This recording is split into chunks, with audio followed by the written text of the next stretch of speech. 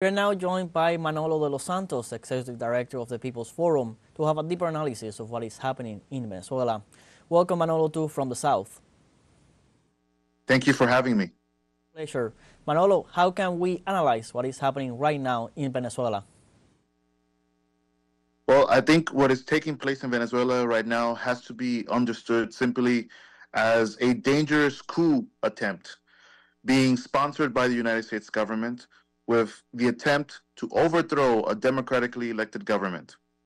The far-right opposition in Venezuela is desperately using old tactics, from using the guarimbas of 2017 to now using an even more desperate tactic of self-declaring a presidency-elect without actually having any data, any official information, or vote tallies to prove it.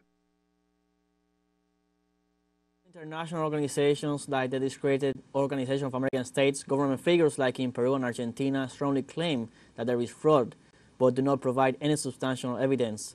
What is your assessment regarding the results provided by the electoral authority in Venezuela and the electoral process as a whole? Well, I think we have to point out to the fact that Venezuela's National Election Authority, the CNE, has an experience of over 2 decades in running fair and transparent elections, elections in which the opposition members themselves have won seats in the National Assembly, have won governors' races, have won at multiple levels. When they have won, their votes have been recognized. So to claim all of a sudden that this election in particular somehow was fraudulent, despite there being the same system in place, a system that requires multiple verification of voters, a system that in fact is audited, at least 54% of all votes are audited, it is just ridiculous and illogical. And all the numbers, all the independent exit polls that are being claimed by the opposition as proof have no real legitimacy or credibility. In fact, we now know that these exit polls are in fact also being sponsored and funded by the United States government. So ultimately, we have to respect the data and the authority of Venezuela's election system. After not recognizing the electoral results and proclaiming themselves winners, as you say previously, the far-right opposition has called for protests, which have led to images of criminal acts. The government has called this out as a planned escalation of violence. What is the situation in the streets according to your assessment? Well, today, this morning, the streets have woken up quite calm. I would say that you no longer see the presence of these violent groups across the city, but that was not the case 2 days ago.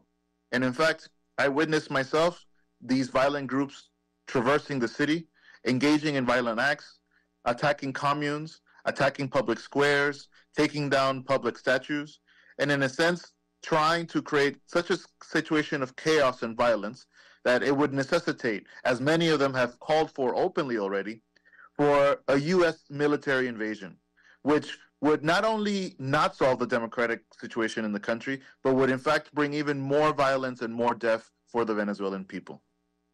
What is the final goal of this far-right sector that are promoting violence and hate in Venezuela? What real interests are behind all of this? Well, I think that's a very important question, because we have to clarify that the interests of the far-right opposition are not really the interests of the Venezuelan people. It's really the interest of Washington.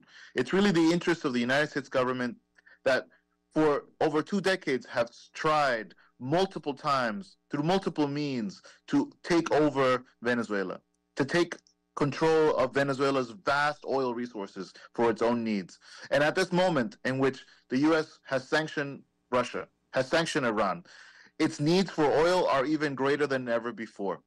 Therefore, we have to be weary of the so-called claims for transparency and democracy coming from the far opposition, because this has never really been their true objectives. Thank you very much, Manolo, for your time hearing from the South and for your inputs in this important moment. Thank you for having me. It's our pleasure.